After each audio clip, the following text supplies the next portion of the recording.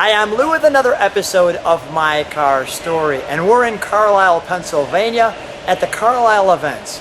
And at the Chrysler Nationals, they actually have the second annual Hurst Olds National.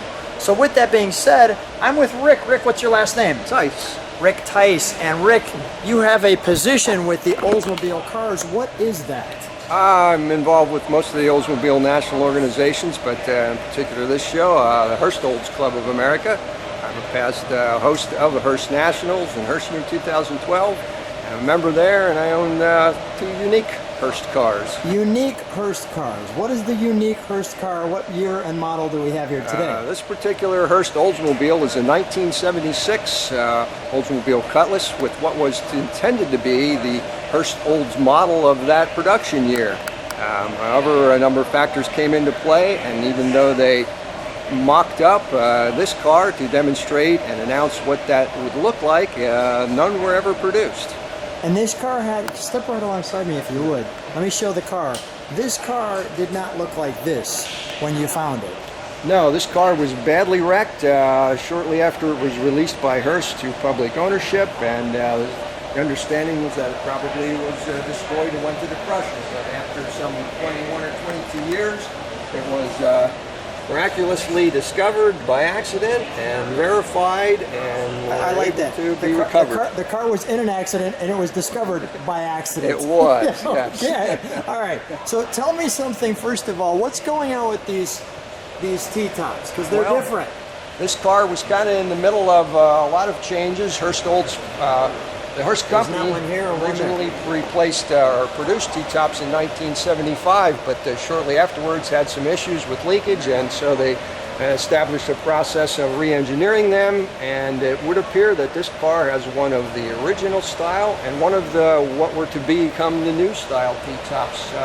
It's very possible they were using this to experiment, as this car was truly used as a proposal or a mule car for at least 2 years. So here's our car, the 76.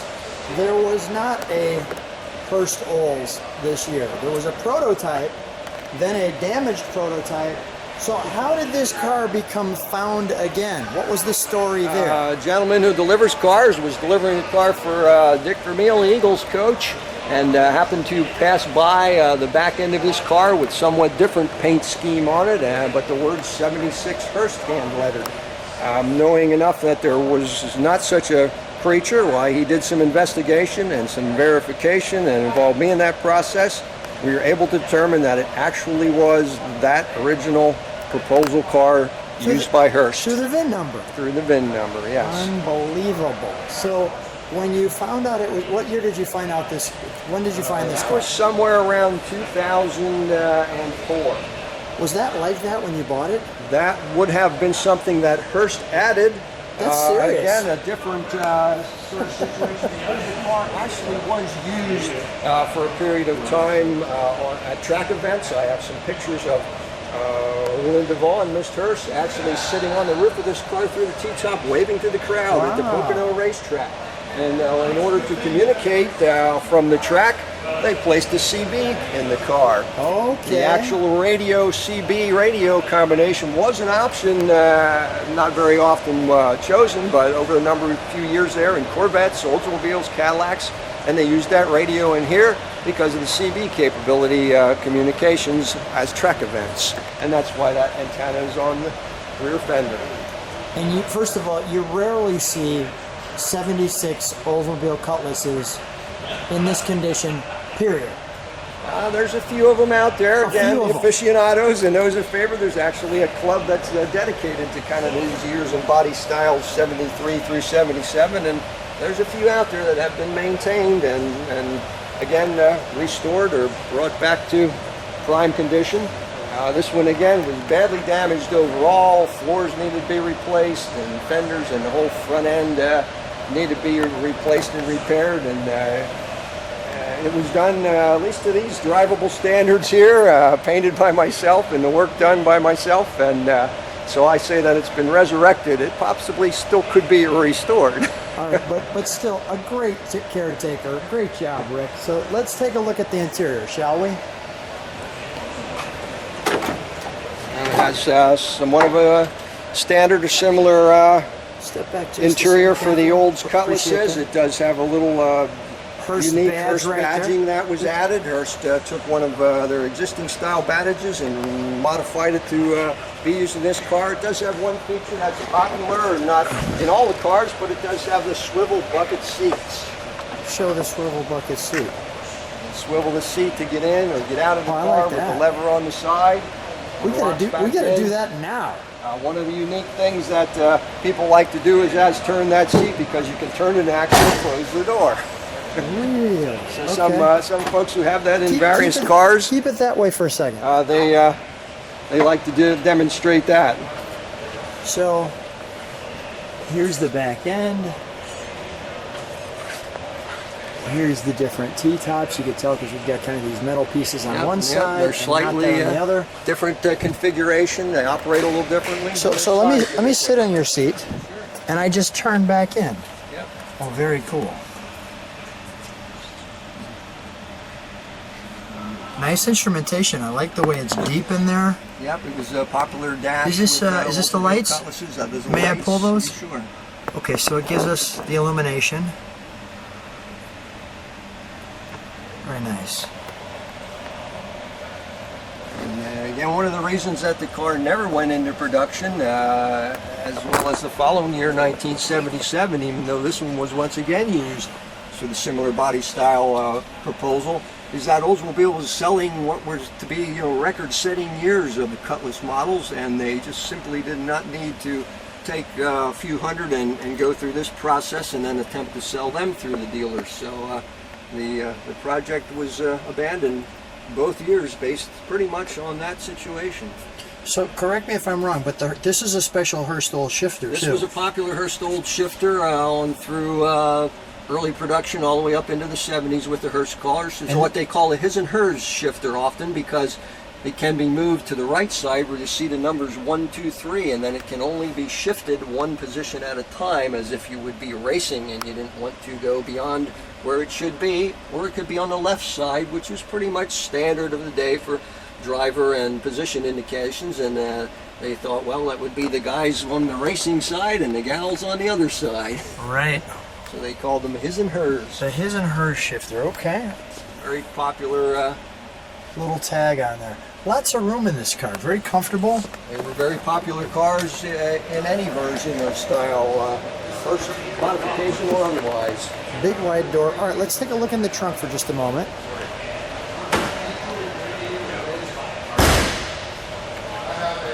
Now, was there any ads of the time of this car or anything like that, or no? There was some documentation. It was put out through both the Hurst Olds Club of America and some other sources, Hurst themselves, that this was going to be the way the 1976 model would look.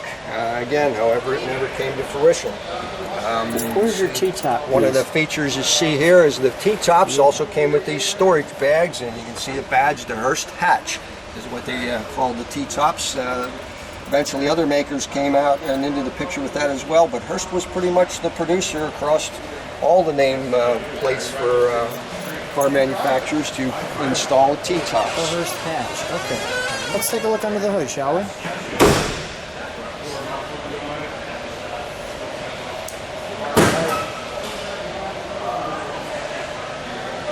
I like how they took the back window out there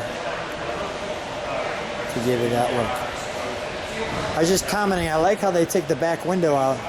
Actually, the back window's still in there. They simply covered it with a piece of sheet metal and padded over it for the top. Is that right? Yep, for the Landau top. Can we see that from the inside, or how do you know that? No, you actually can't because, again, Hurst did a special interior panel to cover that as well. I'm going to focus on that The on the windows are inside. actually in there.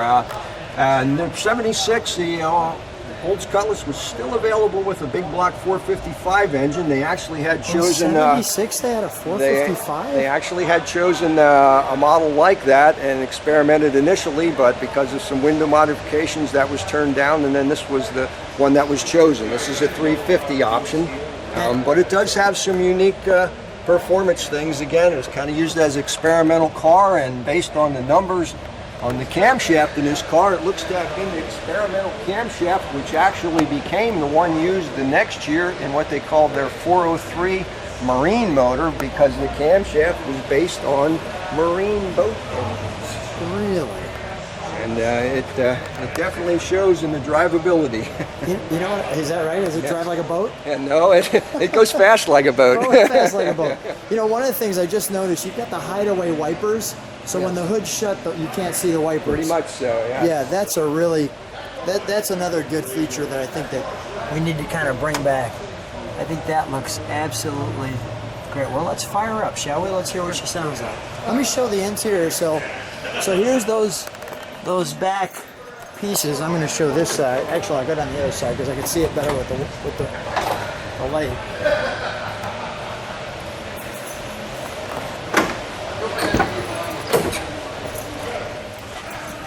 See what they call the sail panels here. It's actually appears to be a hand-laid fiberglass panel that they kind of shaped and then just screwed in place here and put a little Hurst badging in the middle to cover up what would have been the window. Wow.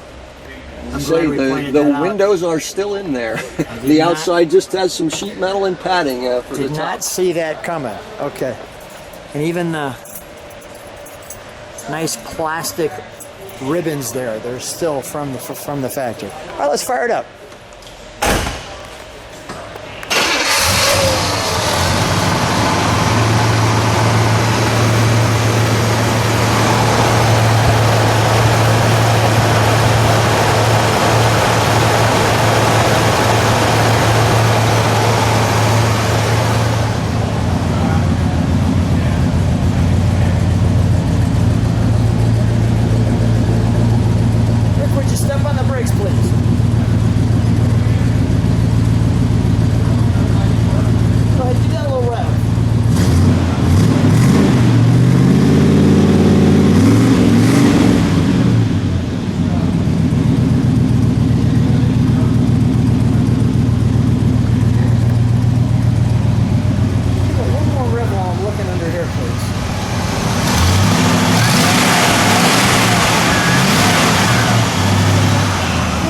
Down.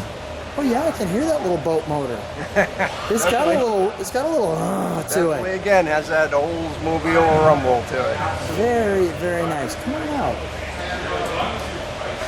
Rick, why'd you have to have this one? Again, once it was discovered to actually have been that unique car that was used for proposals and the modifications, and I had the opportunity to purchase it. Well, I was something, again, I did not want to let it get away. I generally seem to have gravitate towards those unique or oddball cars, or they seem to gravitate towards me. One way or the other, we get together. What's the reaction when people see you in this car? This car is very much exciting. People often wonder or say, oh, my cousin had one of those, somebody had one of those, but they don't realize that it is this particular unique car. They just know it as a Hurst car, but it definitely draws a lot of attention. Good stuff. Rick, let's make sure that we send this video to all of the people in your club. Thank you guys for being subscribers, and if you like what you see on the channel, connect to the channel. Rick, always a treat. Thanks for being on My Car Story. Appreciate it very much. Thank you.